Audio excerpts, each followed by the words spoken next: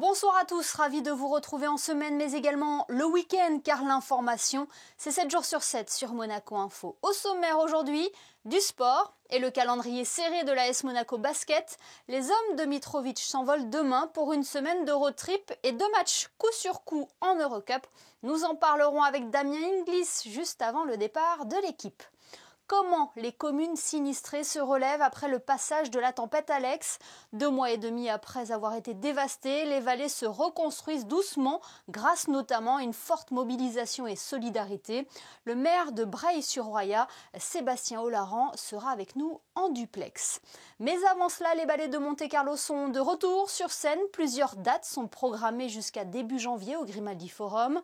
José Sacré a assisté hier à la représentation de Dove la Luna et Corremeux. Voyez son reportage. Présidente des ballets de Monte-Carlo, Son Altesse Royale la Princesse Caroline et son fils Andrea Casiraghi ont assisté vendredi 11 décembre au Grimaldi Forum au premier des 11 spectacles qui, espérons-le, nous emmèneront vers un monde plus serein le 3 janvier 2021. Au programme 2 pièces de Jean-Christophe Maillot, Corremeux et Dove la Luna. Pièce emblématique, très importante pour moi parce que c'est la première fois où j'ai commencé à retravailler le travail des pointes. Pièce très intimiste, 7 personnages.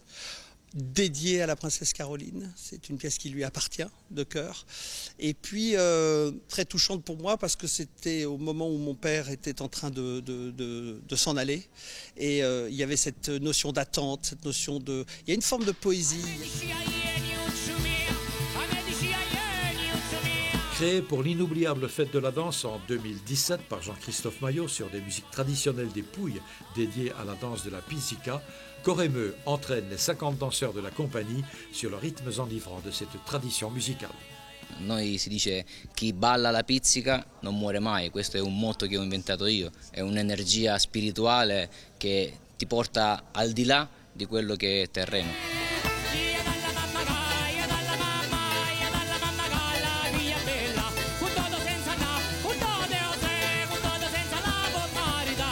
Ça c'est une pièce qui devrait être remboursée par la sécurité sociale.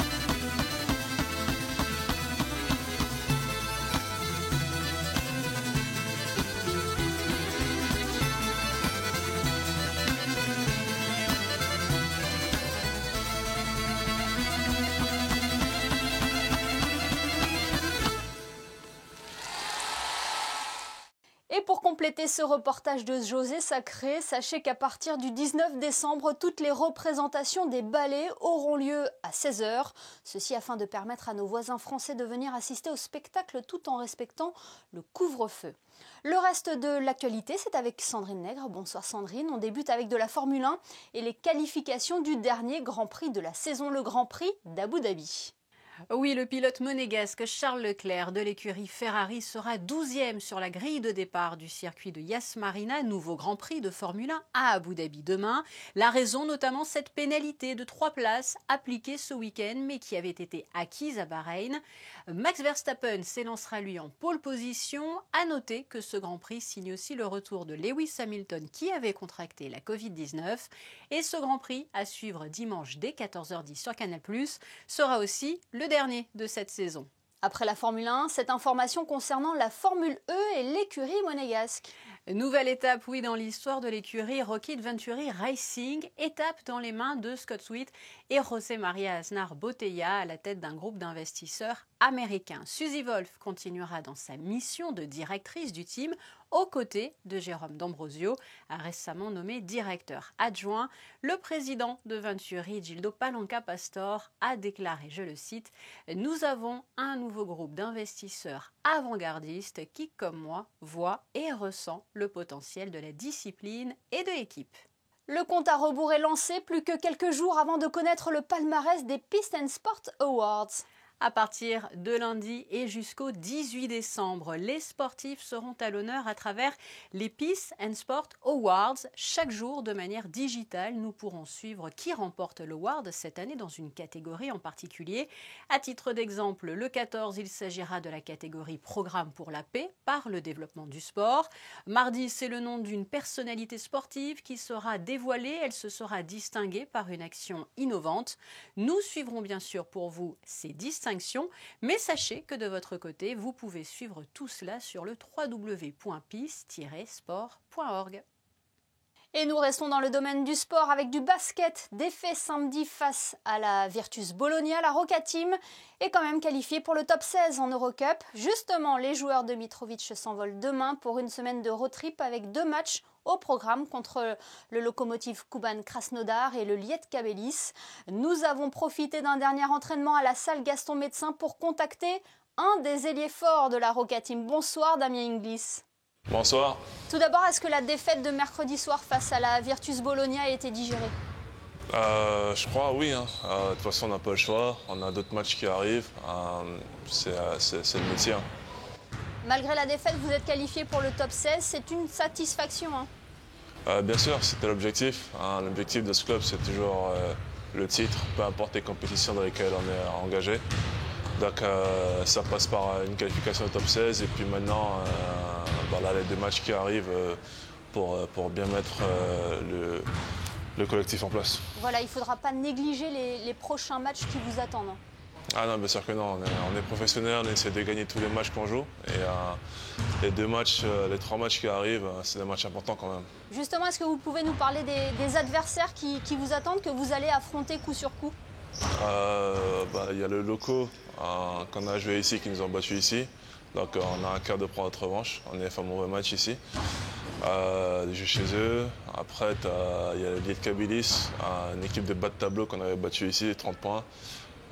C'est dur d'aller jouer là-bas parce qu'en plus nos déplacements ils sont compliqués. On part une semaine. C'est entre 10 et 20 heures de vol, de déplacement par jour. Donc ce n'est pas des déplacements faciles, mais en tout cas, on va avec l'envie de gagner. Ouais, comment vous l'appréhendez cette dizaine de jours loin de la maison ?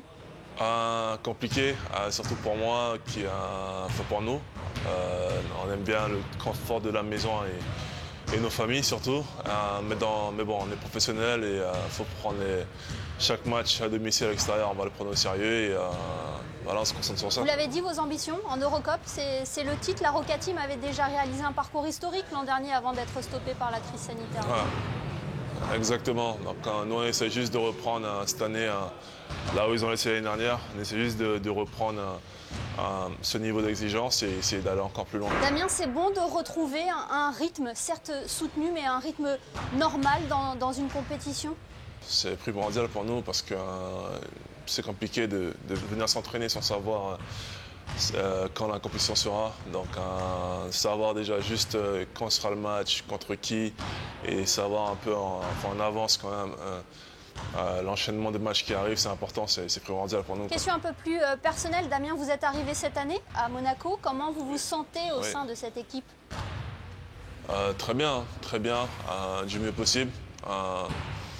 J'ai traversé pas mal de petits problèmes personnels avec décès dans la famille, le Covid, il y a pas mal de choses à titre personnel qui m'ont éloigné des parquets, qui même aujourd'hui m'empêchent encore de retrouver mon potentiel à haut niveau. Mais bon, je continue à bosser, on vise quand même l'évolution. On sent qu'il y a une belle cohésion, de la solidarité entre vous.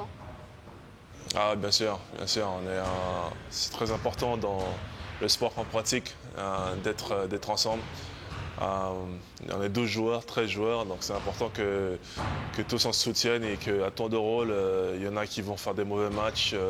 À tour de rôle, c'est notre but, d'épauler notre coéquipier à tour de rôle et justement d'arriver à soutenir l'équipe et qu'on arrive à un niveau parfait. Merci beaucoup Damien d'avoir été avec nous ce soir et puis bon courage, bonne chance pour les matchs qui arrivent. Merci beaucoup, merci bien. On retrouve à présent Sandrine Nègre pour le reste de l'information à Monaco. Retour sur la séance publique budgétaire de vendredi soir, Sandrine. Et oui, au Conseil national, l'examen du budget primitif 2021 se poursuivait vendredi soir. Plusieurs points essentiels lors de cette séance publique budgétaire. Primes, retraite des fonctionnaires, soutien à la consommation, adoption des chapitres de ce budget dans différents domaines, ressources humaines et formation, éducation et donc établissements scolaires, corps des sapeurs-pompiers de Monaco numérique, les mesures de relance et l'injection d'argent public à travers les différents fonds dans l'économie monégasque ont aussi été évoquées. Écoutons à ce sujet Stéphane Valéry. On est vraiment sur la bonne voie pour investir vraiment, c'est, rappelez-vous, 75 millions d'euros qui sont potentiellement là. Et comme le gouvernement l'a dit et partage ce sentiment, donc on est là pour justement les utiliser dans les meilleurs délais, dans les meilleures conditions possibles, pour que la relance ne soit pas qu'un mot, mais soit une réalité pour tous ceux qui en ont besoin dans ce pays. Et prochaine séance à suivre en direct sur Monaco Info, mardi 15 décembre, dès 17h. Dans un tout autre domaine, cet atelier de la mission pour la transition énergétique où littérature et environnement ont fait bon ménage. Vendredi soir, vous faisiez peut-être partie des amateurs de littérature qui ont pu découvrir à la bibliothèque Louis Notari des ouvrages, oui, engagés en faveur de la protection de notre planète. Alors quels sont-ils? Voici un éventail, le gang de la clé à molette, Ecotopia ou encore Transmettre. Le rendez-vous était proposé par la médiathèque et la mission pour la transition énergétique. Et après la littérature, honneur aux peintres. À noter dans vos agendas lundi dès 18h15 si vous souhaitez en savoir plus sur le génie, la folie et la mélancolie des artistes de Dürer à Picasso, vous pourrez assister à la conférence proposée par l'Association monégasque pour la connaissance des arts au Théâtre des Variétés. Je vous rappelle que cette conférence s'inscrit dans le cycle Les pouvoirs de l'art. Autre rendez-vous à noter dans vos agendas, Sandrine. Mais avant les grands maîtres de la peinture, oui, les maîtres des saveurs. Ne manquez pas 19h dimanche sur Monaco Info, présenté par Yann-Anthony Nogues. À l'honneur donc dans ce nouveau numéro des grands chefs qui opèrent pour le bonheur de nos papilles en principauté et dans la région. Marcel Ravin vous livrera d'ailleurs ses secrets qui vous inspireront, qui sait, peut-être pendant les fêtes. Merci Sandrine. Elles ont été dévastées par la tempête Alex. 2 mois et demi après la catastrophe, les vallées de la Vésubie et de la Roya se relèvent doucement grâce notamment à un élan de solidarité qui s'est rapidement formé dès le lendemain du passage de la tempête. Parmi les soutiens indéfectibles, la principauté s'est grandement mobilisée.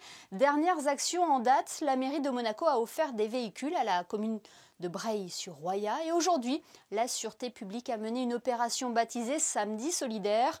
Patricia Navarro et Serge Prémont étaient sur place. Le spectacle de désolation et l'ampleur des dégâts parlent d'eux-mêmes. La région de Breil-sur-Roya a été très durement touchée par la tempête Alex et 2 mois plus tard, pour certains sinistrés, le cauchemar est toujours là. Sans le soutien du plus grand nombre, ils sont dans l'incapacité de déblayer tout ce qui encombre leur domicile, comme ici dans le hameau de Pienne-Basse où un élan de solidarité venu de Monaco leur a redonné espoir.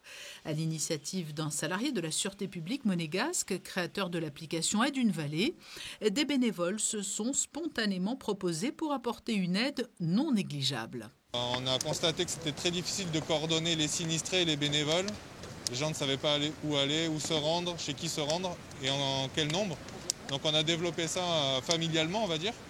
Et maintenant, ça permet de remettre directement, c'est le circuit court entre la demande des sinistrés et les bénévoles qui va l'aider. 3 associations de la Sûreté publique se sont mobilisées, ainsi que des employés de la maison d'arrêt, des jeunes, la Croix-Rouge, présente sur tous les fronts, et même l'aumônier de la Sûreté publique. De ne pas venir en aide alors qu'on a les moyens de le faire, je pense que c'est naturel et que c'est une belle chose et que c'est comme ça aussi qu'on vit l'esprit de Noël. Depuis ce matin, il y avait des pièces de la maison qui étaient pleines de terre, pleines de bois, tout. Et on a enlevé tous les décombres, on a balayé, on a dû casser quelques trucs pour pouvoir rentrer. On a libéré les pièces et rapporté les objets précieux aux propriétaires. Pour les habitants de ce hameau dévasté, rien n'avait avancé depuis la catastrophe. En une journée, tout a changé grâce aux 80 bénévoles. Il faut savoir qu'aujourd'hui, l'immeuble est inhabitable parce que justement, il n'y a pas d'électricité, il n'y a pas d'eau, il y a tout qui a été emporté. Et la rivière nous a déposé tout ce qu'elle n'a pas voulu garder. Donc si ces gens-là, ils n'avaient pas été là aujourd'hui, tout ça n'aurait pas été possible. Et malgré ce bel élan, les besoins restent criants. Toutes les initiatives permettant d'aider les sinistrés des vallées sont répertoriées sur l'application Aide une vallée. Tout le monde, à son niveau, peut effectuer une belle action. Voilà pour cette belle solidarité qui s'est formée en faveur des sinistrés de la tempête Alex dans nos vallées. Pour développer cette actualité, le maire de Breil-sur-Roya est avec nous ce soir. Bonsoir Sébastien Olaran. Bonsoir. Ce 2 octobre est une date qui restera gravée dans votre mémoire. Où en est votre commune actuellement? Est-ce que la situation revient à peu près à la normale?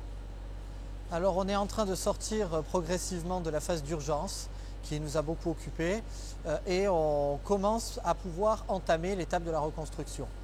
C'est vrai pour Breil depuis un certain temps puisqu'on a les réseaux qui ont été rétablis, aussi bien l'électricité, l'eau, la téléphonie depuis pas mal de temps. Et on a malgré tout un accès routier viable avec l'extérieur, même si on ne peut toujours pas rejoindre Vintimille par la route. Ça a été plus compliqué pour les communes du haut de la vallée, qui elles sont restées enclavées beaucoup plus longtemps et qui à des égards le sont encore, puisque le passage se fait de manière très réglementée encore. Et c'est ce qui fait que ces populations sont toujours tributaires de l'extérieur pour être approvisionnées. Quelles sont vos priorités aujourd'hui ? Nos priorités, ça reste d'abord de pouvoir reloger les personnes qui ont perdu leur habitation ou qui ont été obligées de la quitter parce que les bâtiments étaient fragilisés.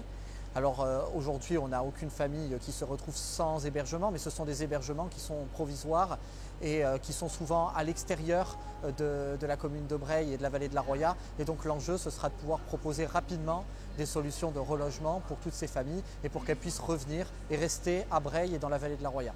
Alors on le comprend, cela va prendre du temps de reconstruire cette zone de la Roya. Il faudra prendre en compte aussi la physionomie des vallées. C'est ça, aujourd'hui il est évident qu'on va devoir se reconstruire mais qu'on ne pourra pas se reconstruire exactement de la même manière. Il va falloir prendre en compte d'abord davantage le risque d'inondation. Et puis, il va aussi y avoir des contraintes diverses et variées qui vont s'imposer à nous parce que certaines infrastructures qui existaient ne vont pas pouvoir être construites. Nous n'avons pas le foncier disponible. Donc, il va falloir qu'on soit à la fois imaginatif pour pouvoir trouver des solutions de reconstruction qui seront intelligentes et pérennes. Et puis, il va falloir aussi qu'on ait des soutiens financiers parce que ça reste malgré tout le nerf de la guerre et que nous avons des dégâts qui se chiffrent uniquement pour les biens communaux de Breil-sur-Roya à plus de 20 millions d'euros. Du soutien, vous en avez eu dès le lendemain du passage de la tempête Alex. Cela vous a touché, cette solidarité, cette générosité? On a assisté à un élan de solidarité absolument extraordinaire qui dépasse ce qu'on pouvait espérer et imaginer. Et cette solidarité s'est manifestée de partout. Elle s'est manifestée de la part de particuliers, d'associations, de collectivités, d'entreprises. Elle s'est manifestée de la part de toutes les Alpes-Maritimes, mais au-delà de toute la France, de l'étranger, de Monaco, de l'Italie. Nous avons vu des bénévoles venir de Suisse, de Belgique. C'est vraiment une solidarité, une générosité extraordinaire et qui, pour nous qui avons été durement touchés par cette catastrophe, fait véritablement chaud au cœur. Les Monaco s'est très rapidement montré solidaire à votre égard. Le prince de Monaco a annoncé très rapidement une aide de 4 millions d'euros pour les vallées sinistrées, ce qui est absolument considérable et exceptionnel. Et puis au-delà, c'est toute la société civile monégasque qui s'est mobilisée, de nombreuses associations, l'Ordre de Malte, la Croix-Rouge, la Sûreté publique de Monaco, la mairie de Monaco qui était encore hier avec monsieur le maire Georges Marsan qui a remis des véhicules pour les communes de la vallée de la Roya, la mairie de Monaco qui va également distribuer des paniers de Noël pour nos personnes âgées de la vallée et beaucoup d'autres initiatives qui là aussi nous vont droit au cœur. Le soutien de la Principauté est un soutien important pour vous, le fait qu'il se poursuive également dans le temps, 2 mois et demi après la catastrophe? C'est un soutien qui compte énormément pour nous. Parce qu'il est très important tant par son ampleur que par les liens affectifs qui lient depuis toujours la vallée de la Roya à la Principauté de Monaco. Beaucoup de gens qui vivent ici vivent aussi sur Monaco. On a beaucoup de résidences secondaires de personnes de la Principauté. On a beaucoup de personnes d'ici qui travaillent sur Monaco. Et donc c'est un lien extrêmement fort qui existe entre nous et on en voit toute l'ampleur alors que nous sommes confrontés à cette catastrophe et que la Principauté répond présent. Dernière question, Sébastien Olaran, de quoi avez-vous le plus besoin actuellement? Comment pouvons-nous vous aider? Alors aujourd'hui, je dirais que ce dont on a le plus besoin, c'est bien sûr d'abord de moyens financiers parce qu'on va avoir des dépenses absolument considérables à engager pour nous reconstruire. Pour vous donner un exemple, hein, sur la seule commune de Breil-sur-Roya, nous avons perdu le rez-de-chaussée de la mairie, l'intégralité des services techniques, la piscine, le camping, le stade, nos terrains de tennis, notre city-stade, nos jardins publics. Tout ça a été entièrement dévasté, sans compter plusieurs ponts. Et donc ce qui va nous manquer très vraisemblablement, c'est évidemment des financements. Et puis bien sûr il y a beaucoup de particuliers qui sont sinistrés, et donc toutes les initiatives comme celles qui s'organisent aujourd'hui avec la Sûreté publique de Monaco, avec les week-ends solidaires, eh bien ce sont aussi des initiatives qui sont essentielles, celles qui permettent à des personnes de venir pour aider sur des chantiers, pour permettre à des privés de se reconstruire. Donc ce sont toutes ces aides-là aujourd'hui dont nous avons besoin et qui sont présentes aujourd'hui et dont on souhaite qu'elles puissent durer dans le temps, aussi longtemps que nous aurons de gros besoins pour nous reconstruire. Merci beaucoup d'avoir été avec nous ce soir, Sébastien Olaran. Merci pour votre invitation. Place à présent au coup de cœur de la médiathèque de Monaco, la sélection littéraire de la semaine. Et dans l'air du temps, Céline Sabine a sélectionné un ouvrage pour enfants sur le thème de Noël, intitulé « Défense de manger le Père Noël ». C'est l'histoire de Boudinet, un géant pas méchant du tout, mais alors très gourmand. Alors que Noël arrive et que la neige commence à tomber, Boudinet est très content, plein de chantilly tombent du ciel. Mais quel est ce gros bonbon rouge et blanc posé sur la chantilly? Boudinet l'avale tout rond. Mais que se passe-t-il? Ça bouge et ça crie dans son ventre? Oups! Qui Boudinet a-t-il bien pu avaler? Je vous laisse le découvrir en compagnie de vos enfants dans ce livre aux illustrations et à l'histoire tendre et drôle. Et sachez qu'une grande sélection de livres de Noël vous attend à la bibliothèque Caroline. Vous pourrez ainsi faire le plein de lecture avant les vacances. On passe aux prévisions météo. Quelle est la tendance pour la journée de dimanche, Sandrine? Retour dimanche du soleil et ce tout au long de la journée, comptez de 7 à 14 degrés pour les températures. Présence également d'une légère brise. Sachez que demain, 2 saintes pourront être célébrées, les Chantal et les Lucie. Merci Sandrine et merci à vous de nous être fidèles chaque soir, y compris le week-end. Vous avez d'ailleurs sûrement profité du week-end pour faire vos achats de Noël, comme ont pu le constater nos photographes Manuel Vitali et Michael Alési. Certains commerces en principauté seront d'ailleurs ouverts ce dimanche pour les retardataires. À demain pour le best-of de la semaine sur Monaco Info.